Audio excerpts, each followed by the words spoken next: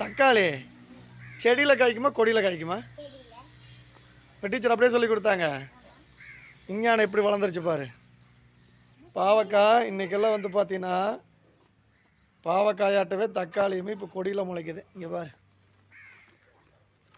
பார்த்தியா, கொடியாக போயிட்டுருக்குது நம்ம வீட்டில் இருக்கிற தக்காளி செடி ஃபுல்லாக பாரு. கொடியாக போய் அப்படியே ரோஜா செடியில் போய் படர்ந்துட்டுருக்குது. தக்காளி செடியில் முளைச்சாலும் கொடியில் முளைச்சாலும் விலை கம்மியாக வராது.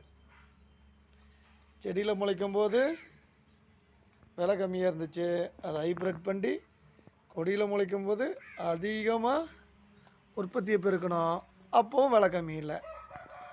இன்றைக்கி இருக்கிற செடியில் இருக்கிறது கொடியில் இருக்கிறது எல்லா காலத்துக்கு தன்னை தகவமைச்சிட்டு பலனை கொடுக்குது.